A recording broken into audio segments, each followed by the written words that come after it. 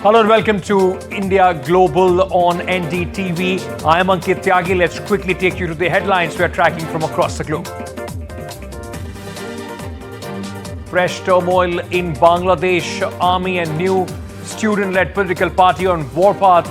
Military slams claims by the newly formed student-led National Citizens Party, accusing it of attempt to bring back the disbanded Awami League. Fresh turn in Ukraine peace deal negotiations. American envoy kicks off critical negotiations with Russian envoys in Riyadh as tensions simmer between Moscow and Kyiv. Assistant US Trade Representative for South and Central Asia, Brendan Lynch, to pay 5-day visit to India beginning Tuesday. Issues related to trade and tariff between the two countries will be the focus. Gloves are off in Greenland. Political leaders condemn upcoming high-profile Usha Vance-led United States delegation planned visit later this week. Term it aggressive. And love is in the air and life is better with you on my side, underlines golfing legend Tiger Woods as he confirms dating Donald Trump's former daughter-in-law, Vanessa Trump.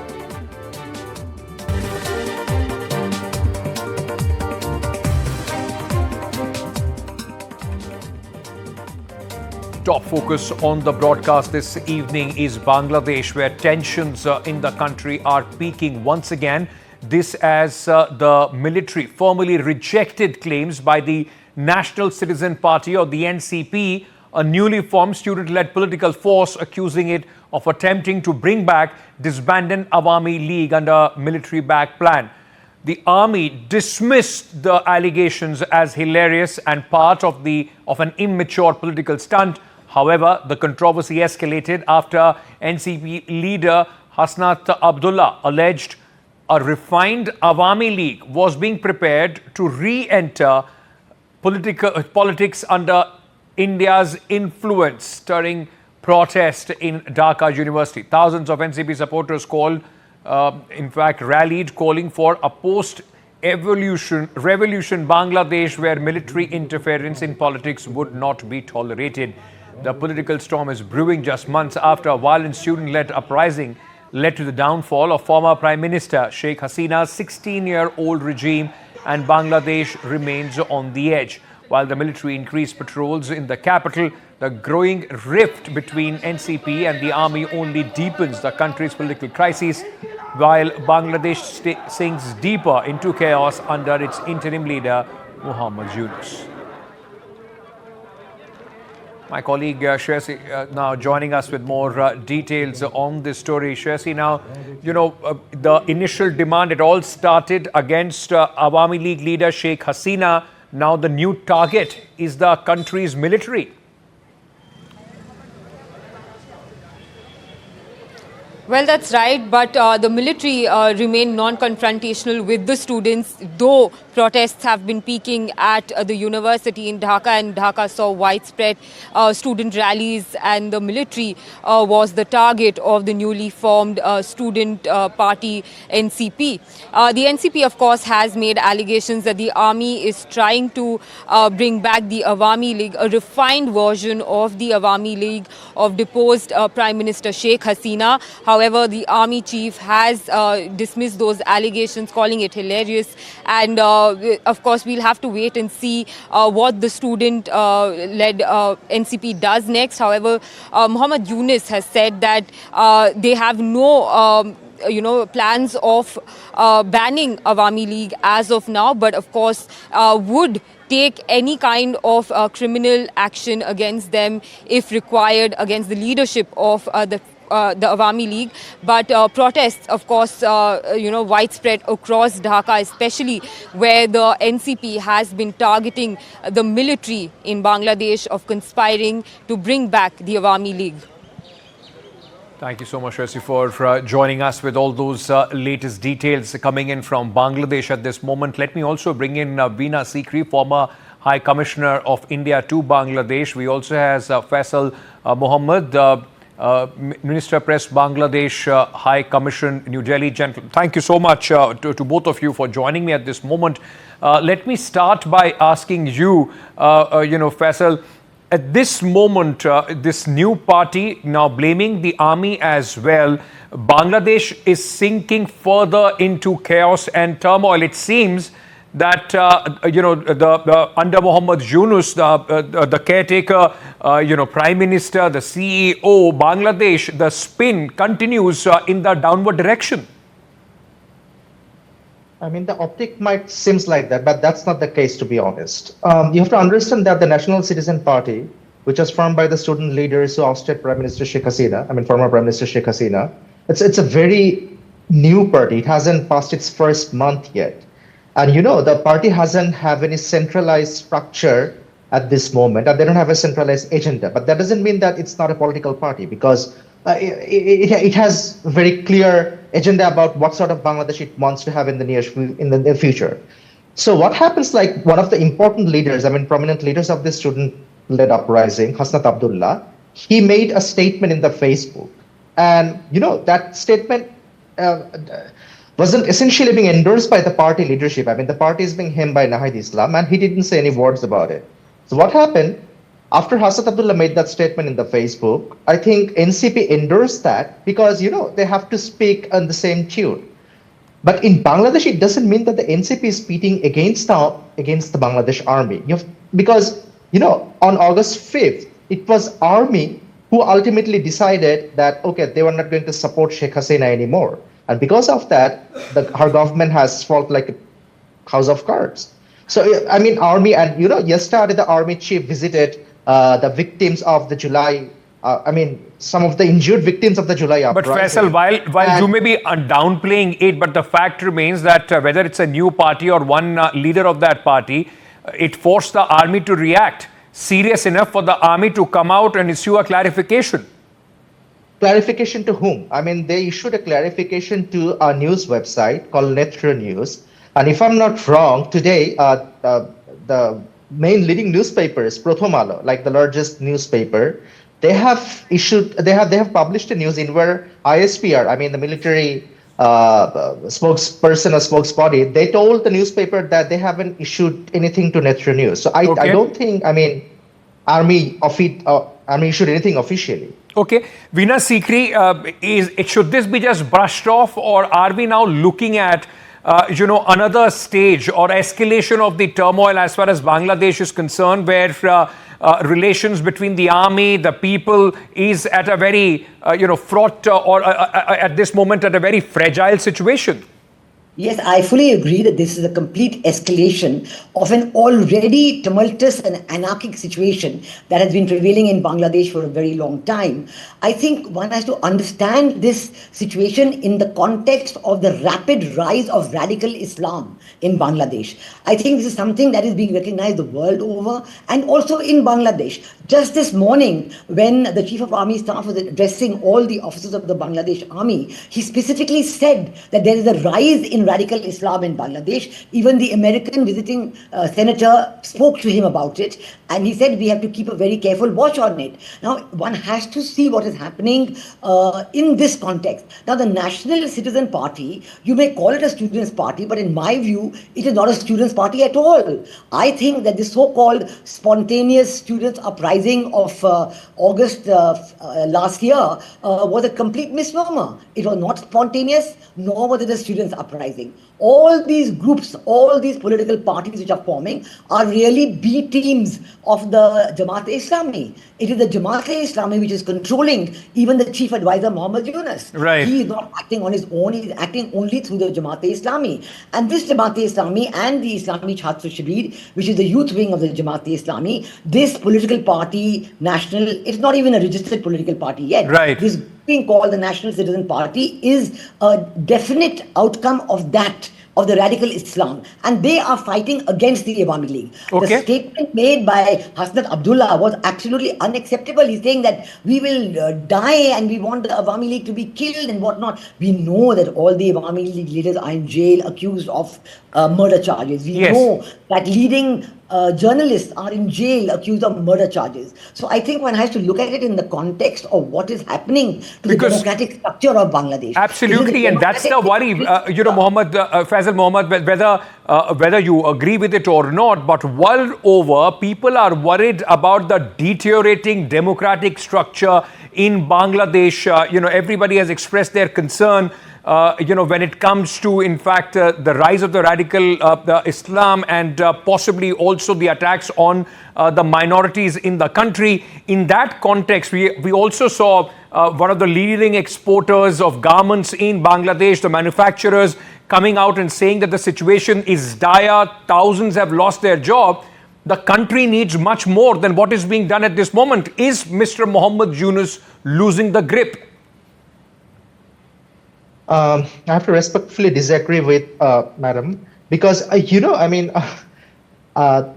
thing that you mentioned. Firstly, let me address that concern that you mentioned about that garments businessman. The press conference that he had and the facts that he presented was distorted. It didn't reflect the reality. And about rising Islamism and radicalism in Bangladesh, why don't you do one thing? In the past 7 days, at least 2 Indian journalists came to my office, and I have facilitated visa within like 30 minutes for them. And they're going to Bangladesh, and they're going to see what is happening there. But they will do their first-hand reporting out there. From the other side, the situation might seem like a lot troubling, but in Bangladesh, it is exactly. This is not the situation out there. We understand that the optic is very bad, and the rising, the visuals out there, like Islamist people are protesting out there on the streets, and even they're flying flags where we have seen, the ISS things are being written. These are very bad optics, but I'm asking a question here. What sort of security threats those people are posing to India or other, even for the people of Bangladesh? During Hasina's time, her government has suppressed all these Islamist parties and others in such a brutal way that they feel that they didn't have any voice. And now it's all of a sudden it's like a popped up soda cans, and all these dissenting voices are getting out. But is this also then tit for tat? Because when you are talking about democracy, even if the former the party of the former prime minister, if they want to in fact participate in the democratic setup, political parties like the NCP can't come out and give statements that they should not be allowed or they should completely be vanquished. No, not like that. If I want to quote Madam Veena Sikri, she said before the 2024 election that the participation of BNP isn't a necessary thing. Now all of a sudden, a party which is being ousted from the power through a popular uprising, why its participation in the next election is necessary when their leaders are not in the country? They're hiding in India, they're hiding in other places, and the Awami League doesn't have the capacity right now to field even 300 candidates for the election. So, but that's for them to decide, not for any other political party to make statements about that. Yeah, but Veena Sikri, you were hearing what Faisal Mohammed was speaking about. He said maybe from where you are looking at it from the outside, the situation looks dire. It's not as complicated or as bad on the streets of Bangladesh. Well, I must say that just making a statement on television in your program doesn't change the situation on the ground in Bangladesh. I am talking about reports coming out of Bangladesh through their own media. The attacks on minorities are absolutely horrendous. We recognize the world over. You saw the statement that Tulsi Gabbard made in India, because it's something that the American government, President Trump, has been concerned about even from the time he was fighting the elections. I think the whole question of trying to justify, the attacks on Awami League because so-called Awami League did something or the other. We know that the 2024 elections were certified by a wide range of international observers who came there. Yes. And I had already said at that time, and I don't know what statement your panelist is quoting, I had said that the BNP is free to take part in the elections, and everybody was advising them to actually take part. Okay. Maybe they would have won if they had took part. And I think that the question of free, fair and inclusive elections is a sine qua non of a democratic structure. Absolutely. I'm very surprised that the panelist is not saying anything about democracy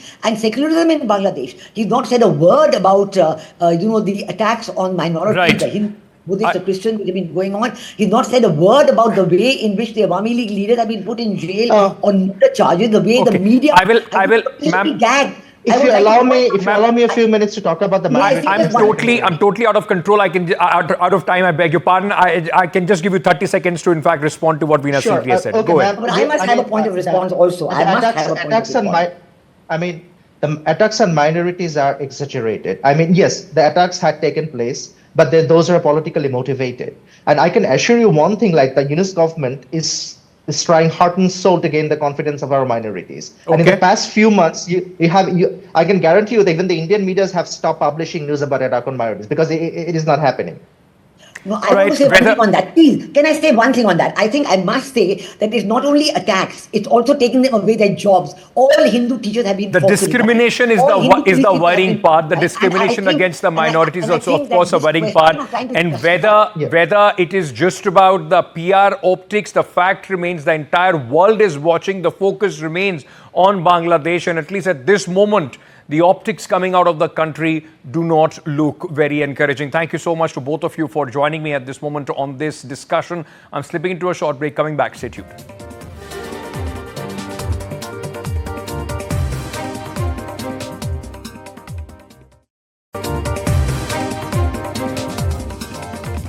Adding to his string of contentious decisions, US President Donald Trump has issued a memorandum targeting lawyers and law firms he deems responsible for the filing of frivolous lawsuits against his administration.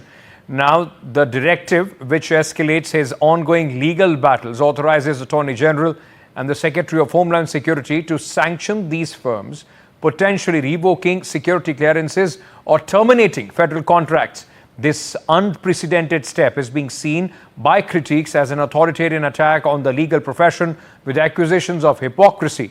Trump's own lawyers have previously faced sanctions for making false legal claims, including those related to the 2020 election. Legal experts warn the move could, in fact, chill dissent, silencing very institutions that hold the administration accountable in the court. Meanwhile, critics argue this could undermine the judicial system, replacing impartial justice with a tool for political retribution. As the fallout intensifies, many are questioning whether this marks a dangerous turn towards autocracy. With this legal opposition now facing unprecedented scrutiny, Trump's latest memorandum could reshape the balance of power in American courts. Let's discuss this further. Professor Andrew Latham, author and professor of political sciences at the Macalester College, York University, United States of America, is joining us at this moment. Iriana Tuxman, the international immigration and national security lawyer, is also with us. Thank you to both of you for joining me at this moment. Professor Latham, let me start by asking you this. I mean, all this criticism that, every single day there are steps being taken by the Trump administration, which is taking America towards the authoritarian route. This only adds to that. But the fact remains that so far the administration has been absolutely unfazed by these criticisms. Well, it has. There are two ways of looking at what the Trump administration is up to. On the one hand, there is the drift toward authoritarianism. More than a drift, it's a deliberate push in the direction of authoritarianism. And I find that to be partly persuasive. There's another way of looking at it, though, which is that, and Chief Justice Roberts is implicated in this as well, it's really about getting back to constitutional basics and reestablishing a division of powers and doing away with a bunch of quasi-legislative, quasi-judicial, quasi-executive, basically autonomous organizations within and adjacent to the government. So it depends, where you stand on this depends on where you sit. I'm a kind of 50-50 person on this. I welcome the return to the founder's original vision of a strict separation of powers. But Trump is the clumsiest politician on the face of maybe not the clumsiest on the face of the earth, but one of the clumsiest in American history. And he's making this at least appear very malign.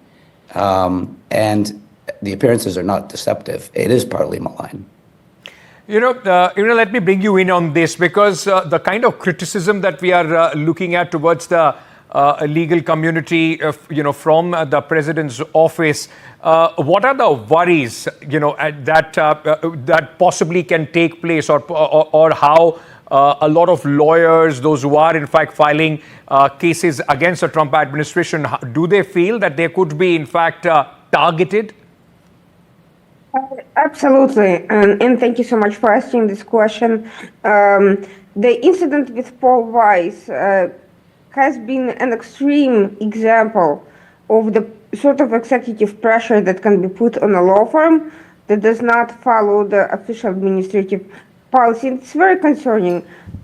Of course, the White House under any administration is no stranger to litigation from its opponents. And right up until now, the usual back and forth between lawyers doing their job and administrations pushing back has been fairly par for the course matter. But targeting law firms over their choice of clients is a new direction in the exercise of executive power, and there is significant concern about the use of quid pro quos to deprive clients opposed to the administration's policy of their legal right to counsel. In other words, it's a political and legal strategy to conflict law firms out and make sure that they're simply not available to represent anyone that the Trump administration disagrees with. The Paul Weiss example is of an apparent quid pro quo, where the Paul Weiss head of the firm sent out an email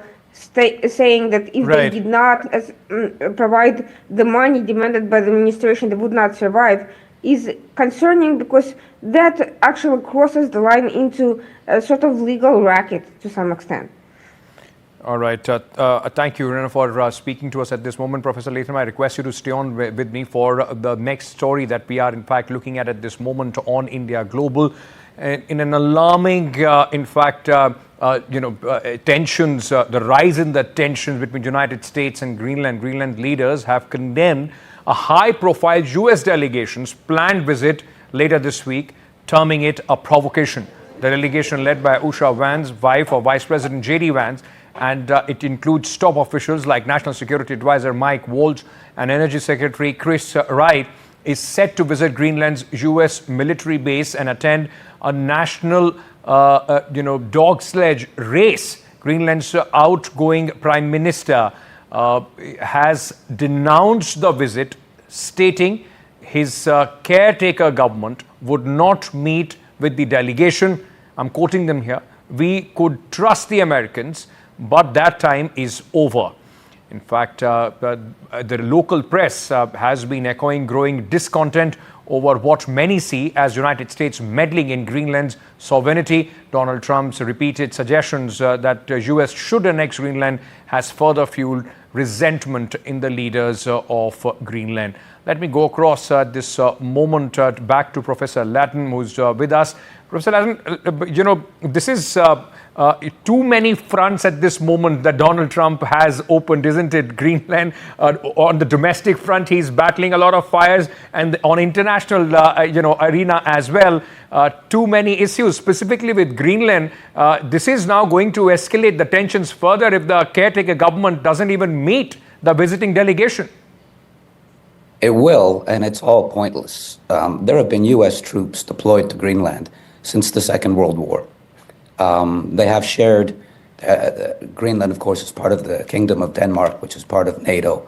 They have shared security interests and concerned. The rational way forward would have been to deepen the relationship, not undermine the relationship between the U.S. and Greenland. Could have been done very easily. If the U.S. felt it needed a greater troop presence, not just the missile defense base, but as it has had in the past, naval bases and things like that, these could have been negotiated. That was the best way forward. Right. I'm a Canadian, so I'm very sensitive about some of these issues, but it's true of Canada as well. Why pick a fight with a country that can provide you with the critical minerals, the rare earth elements, and the security infrastructure through NORAD and NATO? Absolutely. Why pick a fight with Canada? It's beyond me. why pick fights with your friends? That's the bottom line. I mean, there have been friendly relations between these countries. Why suddenly turn that around? Thank you so much, Professor, for joining us at this moment with your perspective on this. With that, we are slipping into a very short break. Coming back, stay tuned.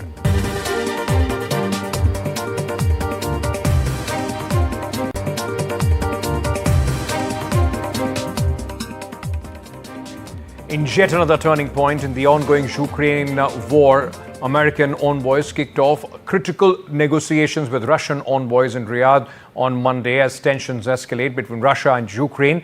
These talks come after a similar session with Ukrainian officials on Sunday. Both sides have agreed for now to halt the attacks on vital energy infrastructures, but key question remain: how will this fragile truce be enforced? And can it pave the way for lasting peace? Monday talks focus on securing safety for Black Sea shipping routes and navigating the complex web of energy and military concerns. While Ukrainian officials are pushing for comprehensive guarantees on territorial integrity and NATO membership, Russia continues to demand sweeping concessions, including a halt to foreign aid and military support to Kyiv. The road ahead remains perilous, with both nations unwilling to fully back down.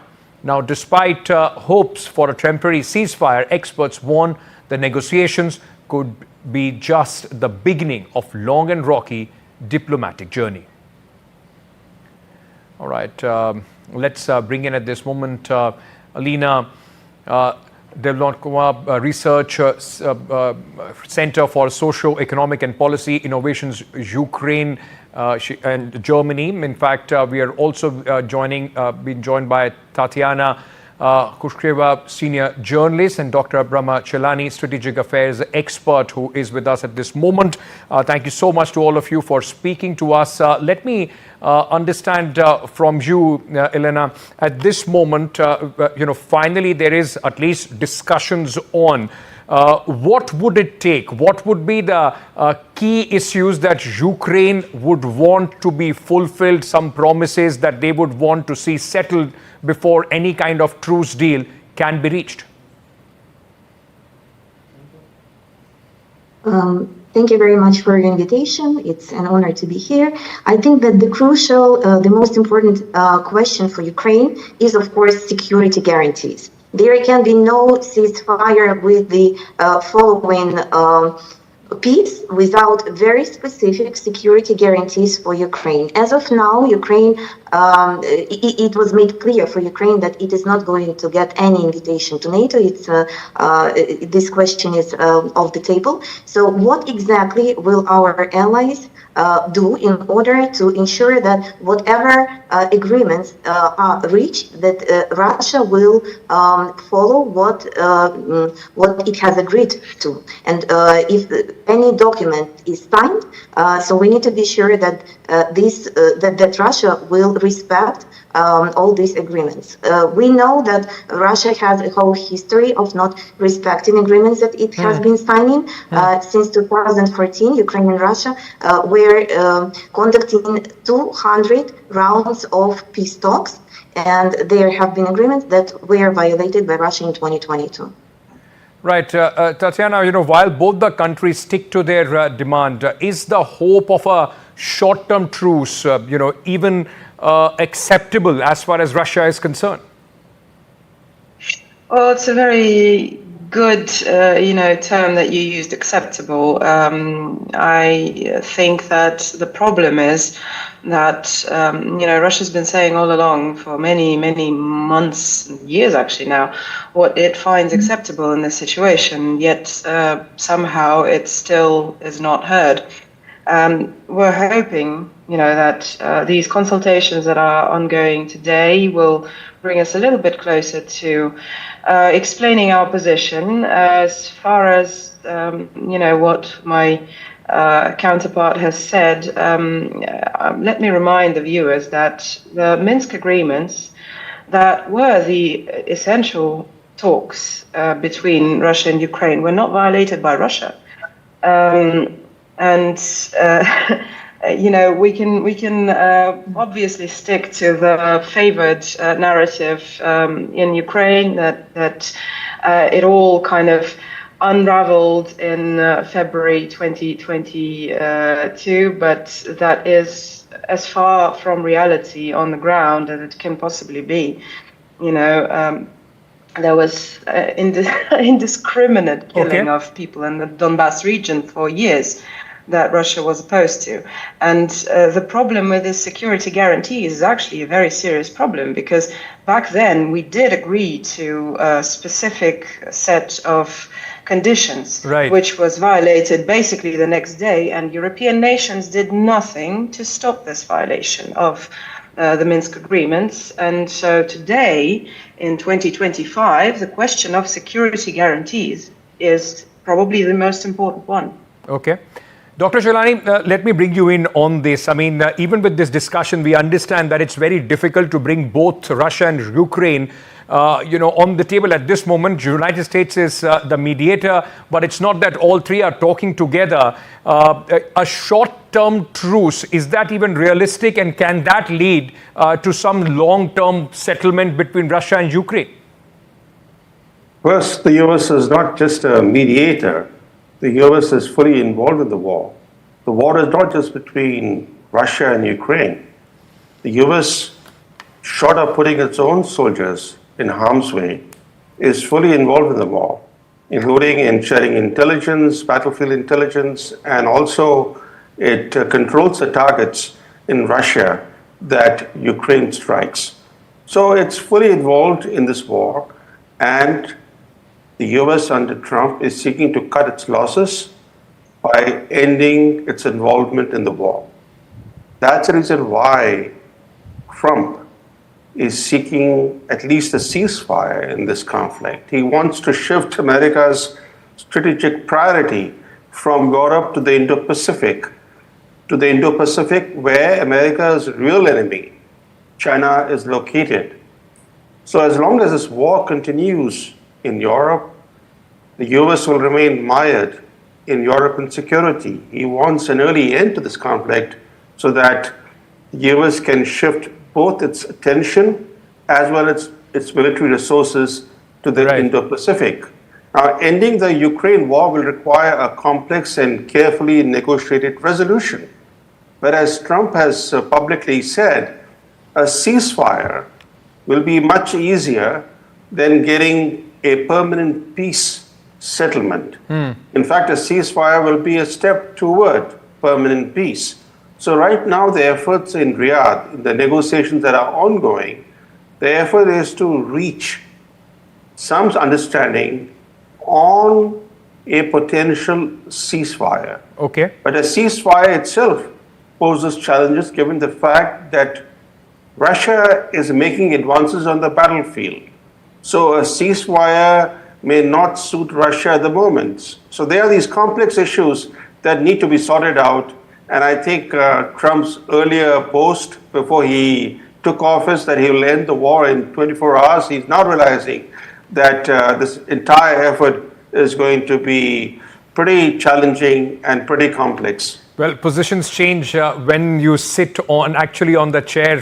Before sitting on that chair, a lot can be said, which may or may not be practical. But Elena, let me understand this from you, because one red line that now, in fact, Donald Trump, the United States, which was backing Ukraine fully, has also drawn is the NATO membership. Neither Russia wants that for Ukraine, nor is it as easy with the United States also, in fact, more or less backing down from the NATO membership.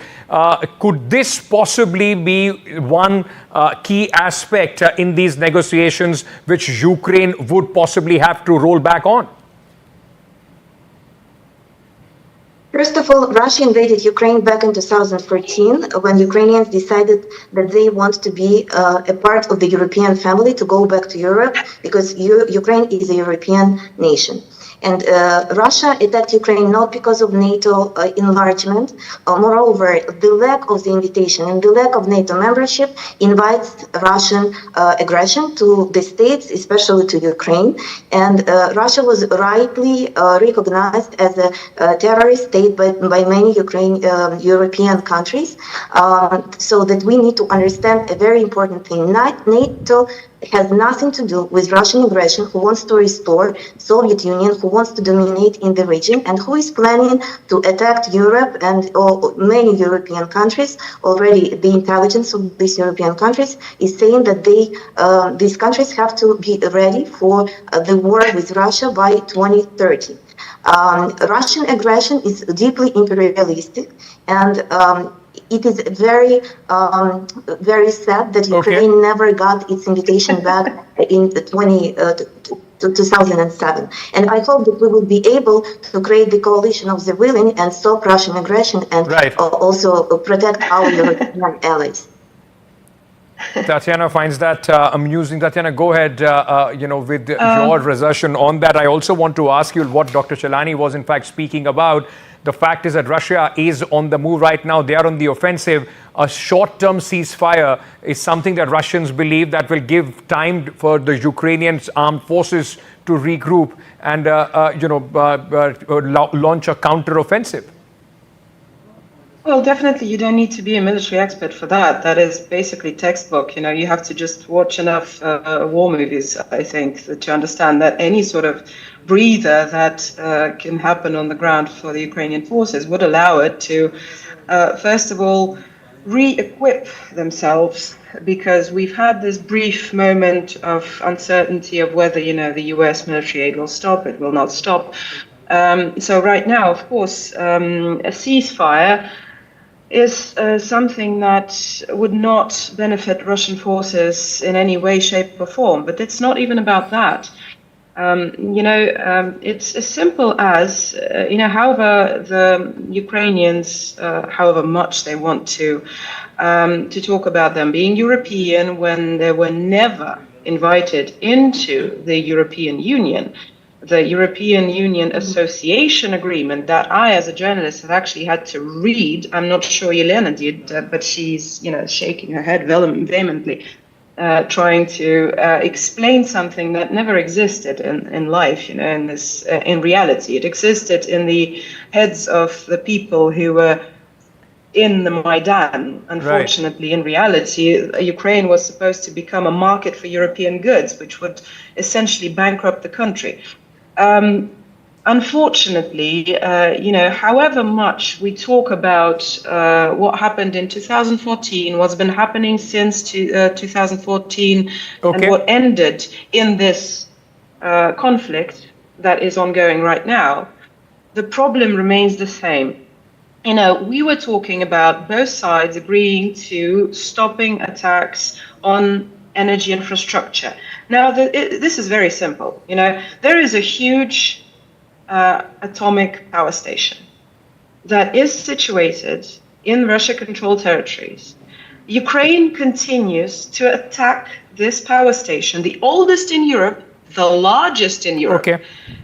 And it doesn't, I graduated nuclear physics, in university, but it doesn't take a nuclear physics graduate to understand the danger and the sheer lack of common sense that comes with attacking such an enterprise. And these attacks were witnessed by international experts, the IAEA experts that were there.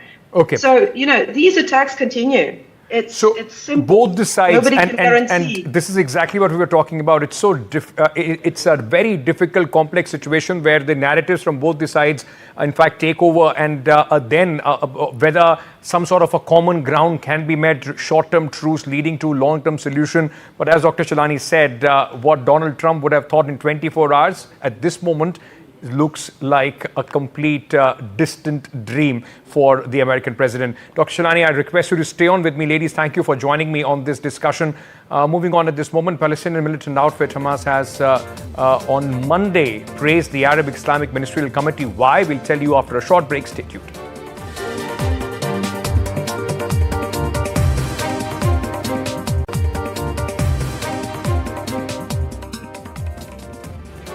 Palestinian militant outfit Hamas has praised the Arab Islamic Ministerial Committee meeting outcomes, calling for heightened international pressure on Israel to cease its genocidal war in Gaza.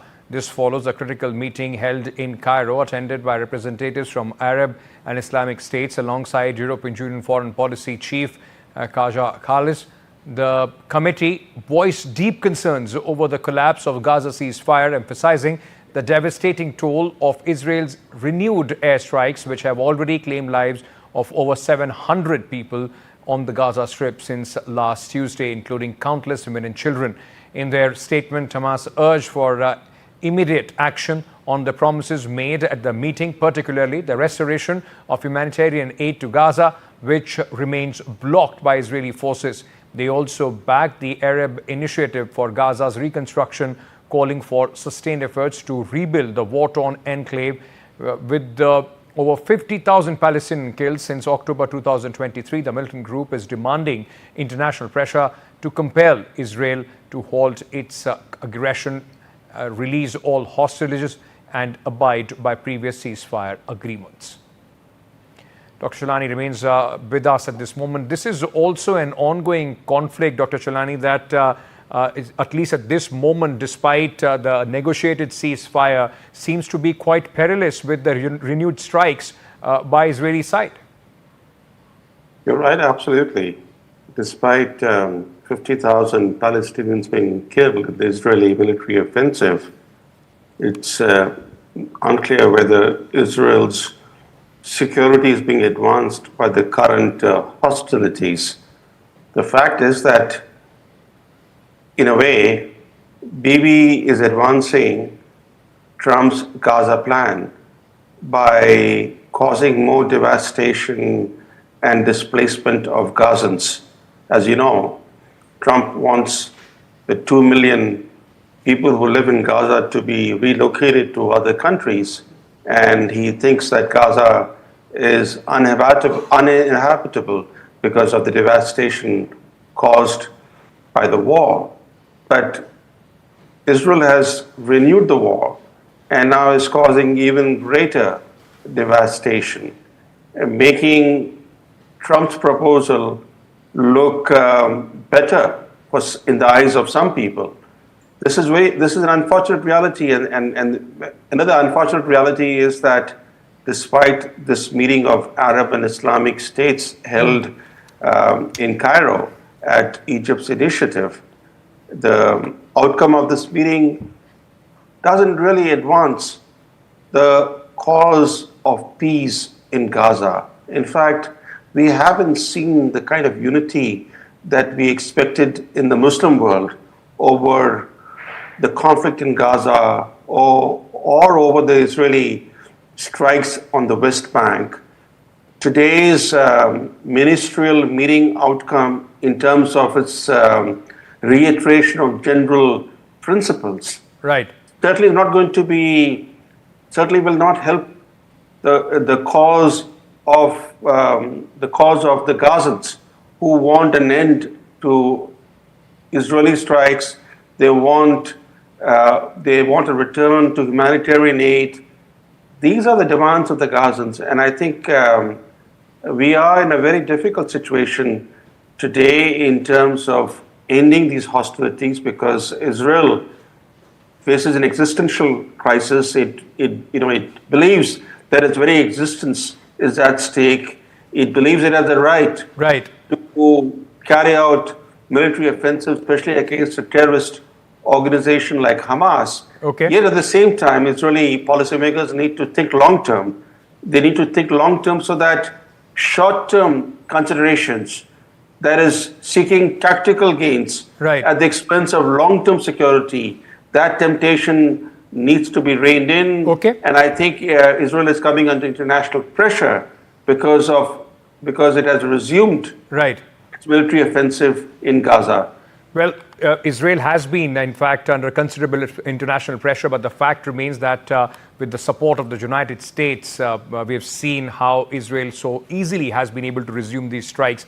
Will there be a considerable change on the ground? We will have to wait and see. Thank you so much at this moment, Dr. Chelani, for speaking to us on India Global. Moving on, Turkey has plunged into a wave of protests since the arrest of Istanbul's mayor, Ekrem İmamoğlu, sparking nationwide outrage. Since March 19th, more than 1,100 people have been detained as cities across Turkey erupted in the largest street protests the country has seen in over a decade. Now, Imamoglu, a key political rival of President Recep Tayyip Erdogan, has been jailed on Sunday pending trial for corruption charges he strongly denies. His removal has been seen by many as politically motivated attempt to undermine opposition ahead of the elections. As demonstrations intensify, Turkey's opposition parties are calling for a boycott of pro-government media, accusing them of ignoring the protest. Opposition leader Özgür Özel has led a rally in Istanbul urging supporters to avoid TV channels and businesses that fail to cover the unrest. He said, I'm quoting him here, whoever buys their products is complicit. The mainstream media, largely supportive of Erdogan, has been accused of censoring coverage of the protests, while independent outlets continue to report extensively. All right, moving on. Now, Brennan Lynch, the Assistant U.S. Trade Representative for South and Central Asia, will pay a 5-day visit to India, beginning on Tuesday, to discuss issues relating to trade and tariff between the two countries. Lynch's visit comes days ahead of coming into force of the reciprocal tariffs announced by U.S. President Donald Trump. The senior U.S. trade official is expected to hold talks with Commerce Minister Piyush Goyal, besides meeting a number of senior Indian officials. Let me go across to my colleague Mohammad Ghazali, who's joining us with more details on this important this meeting is going to be, Mohammad Ghazali, because even in the domestic audience, the government of India would want to show that they are not buckling down under the pressure from the United States. Yeah, and just days before the April 2nd deadline, when the reciprocal tariff, as you rightly pointed out, is going to kick in. But what is the major concern for Indian domestic market is that if they allow or reduce the tariff to go down, it will eventually benefit China and Chinese products getting into the Indian market, which the Indian government tries to show that it is not allowing it to happen. The US, meanwhile, is trying to show that India is an important partner, and that is why they're going ahead with all the discussion. Our own Trade and Commerce Minister, Mr. Piyush Goyal, was there last month, earlier this month in the United States, but the details of that meeting has been kept very secret. But a statement coming out from the different ministries hinted that India has lowered tariff with many other countries. So on the same lines, on a mutually beneficial terms, there will be a bilateral trade agreement, as well as a solution would be found about how to deal with this reciprocal tariff being imposed by the United States. Thank you so much, Mohammad Ghazali, for joining us with all those details. That's all the time that we have in this edition of India Global. News and updates continue here. Stay tuned.